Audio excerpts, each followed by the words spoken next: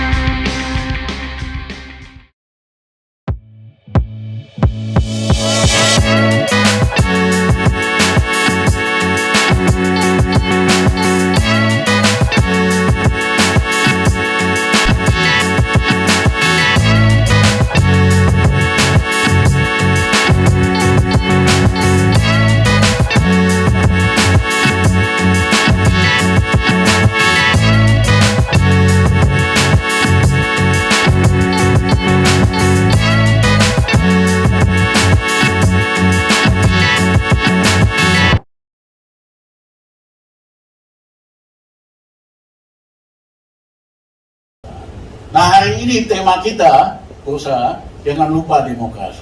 Teman-teman yang di sini mengerti, tahu, dan langsung nggak langsung berjuang untuk demokrasi. Sebetulnya segini aja udah cukup. Kalau cuma Jokowi aja mah kecil. Nah, ini mulai. Saya ada penjelasan ini.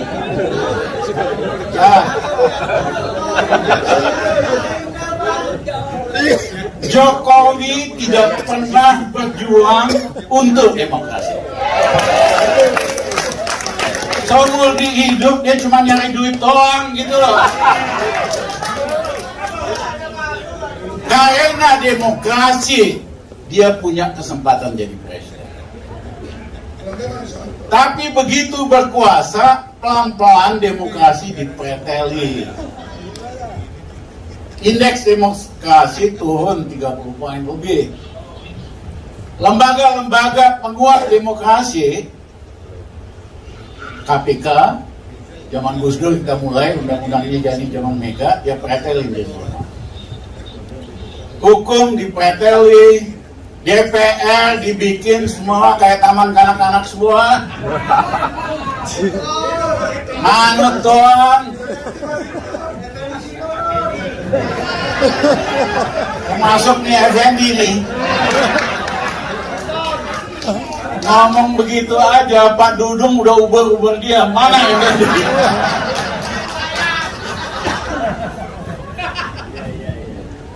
Nah, ini waktunya kita lakukan sesuatu. Mbak Mega bagus sekali. Dia taat azas, nggak boleh perpanjangan. Dia roasting Jokowi. Itu roasting paling canggih tuh.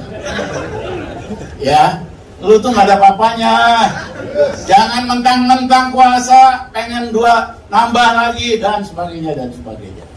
Aku kagum melihat Mbak Mega bisa roasting, ngalahin Ratu roasting tuh yang Alhamdulillah, takdir. Ya. Iya, tapi jangan lupa, saya kenal Jokowi, kenal Luhut Panjaitan. Mereka nggak bakal berhenti, tetap bakal merancang sesuatu. Ya. Jadi orang yang tidak pernah berjuang untuk demokrasi, menikmati manfaat demokrasi, begitu berkuasa dia pretel. Yang kedua, sangat anti intelektual. Istilahnya Yudi Latif.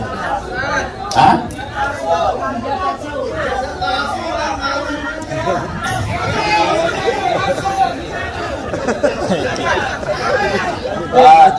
Anti intelektual, wong ijazahnya aja dipertanyakan. Palsu apa enggaknya saya nggak tahu. Tanya Pak Egi. Iya kan? Jadi nggak aneh orang yang diragukan ijazahnya pasti sangat tidak intelektual. Dan yang kedua, 2 minggu yang lalu Menteri Keuangan nyalahin PNS kok kerjanya jalan-jalan doang, ngabisin biaya tahun lalu 37 triliun. Tapi Menteri Keuangannya nggak berani. Raja jalan-jalan namanya Jokowi. Tiap hari ada acara jalan-jalan. Sekali jalan, pasukan awalnya ada 100, ada 100 lagi 200. Ini merupakan presiden paling boros dalam sejarah Indonesia. Tepuk tangan untuk Pak Jalan. Berusaha aku sakit hati. Kenapa? Zaman Gus Dur dulu, Gus Dur kan dibilang presiden jalan-jalan. Enggak lah. Ya, jalan-jalan cuma 5-10 orang naik pesawat komersial. Kadang-kadang naik pesawat Antonov kalau rombongan yang gede. Itu aja dituduh presiden tukang jalan-jalan. Yang ini tiap hari jalan-jalan. Satu proyek tuh dikunjungi 25 biji, 25 kali ada tuh. Kok bisa menterinya ngapain, dirjennya ngapain? Presiden mesti bolak-balik 25 kali. Man, hari Man, aku minta izin. Habis Jokowi kalah presiden, kita audit biaya perjalanan. Stop. Tampang aja sederhana, penampilan sederhana, kita ketipu semua. Om presiden paling boros kok. Nah yang kedua, maaf, yang ketiga.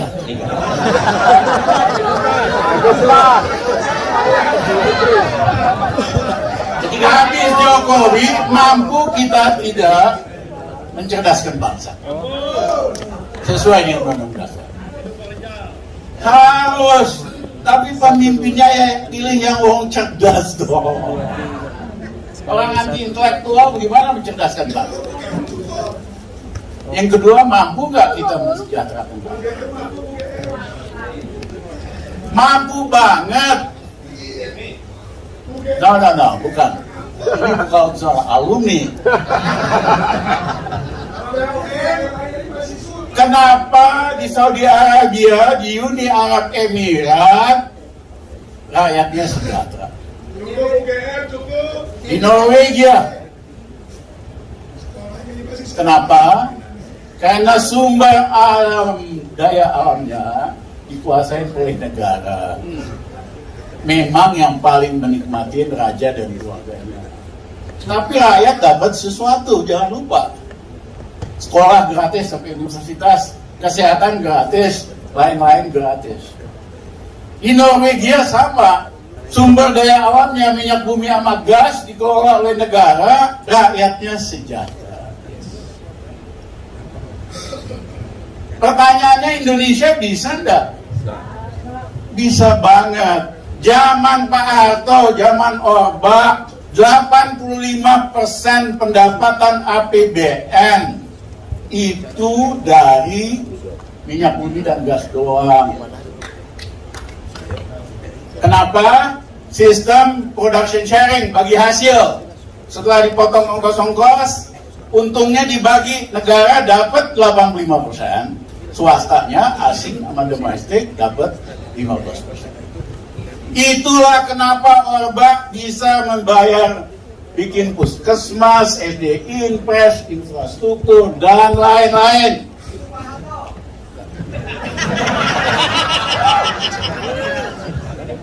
Dan tapi sejak berapa tahun terakhir ini, sumber daya alam di luar migas dikuasain oleh pribadi-pribadi dan swasta. Padahal Undang-Undang Dasar 45 Pasal 33 harus dikuasai oleh negara, milik rakyat. Tahun lalu Jumbo, orang paling kaya di Indonesia namanya Lee Tupuo, orang Malaysia, bangga negara Malaysia. Tahun lalu dia tidur aja, harta kekayaannya naik 147 triliun. Kenapa harga batu bara naik dari $60 ke $300? Itu Lee Tupuo sendiri, belum raja-raja batu bara lain, kekayaannya bisa nambah mungkin ribuan triliun. Nah, di negara-negara lain termasuk masyarakat kapitalis, kalau ada keuntungan dadakan atau windfall profit dipajakin 40% bisa-bisa. Di Amerika, di Inggris. Kebayang nggak? Kalau kita perlakukan undang-undang itu, pajak tambahan karena keuntungan dadakan, wong dia tidur-tiduran aja. Dari si Lee Tupuo aja kita udah bisa dapat 60 triliun. Dari yang lain-lain kita bisa dapat 1000 triliun. Tapi ini pemerintah nggak pernah berani pajakin oligarki. Oligarki dikasih tax holiday, dikasih tax amnesty. Beraninya cuma sama rakyat doang. Naikin pajak. Ingat nggak PPN? Tadinya maunya 15% kan? Begitu kawan-kawan Timpe semua, Antoni Timpe, takut ya, mundur ke 11%. Ini pemerintah selalu kasih ide, kalau nggak ada yang protes, dia laksanakan. Beraninya hanya naikin harga BBM, harusnya kita bisa turunkan bulan naikin. Beraninya naikin tarif listrik, sehabis Jokowi kita turunin tarif listrik ke 2 tahun sebelum yang lalu. Sehingga rakyat ada uang di kantongnya. Kita turunin harga gas, LPG, dan sebagainya. Saudara-saudara, ini pemerintah tampangnya sangat sederhana, sangat memelas. Kebijakannya bela yang kaya, yang punya uang. Beraninya cuma sama rakyat doang.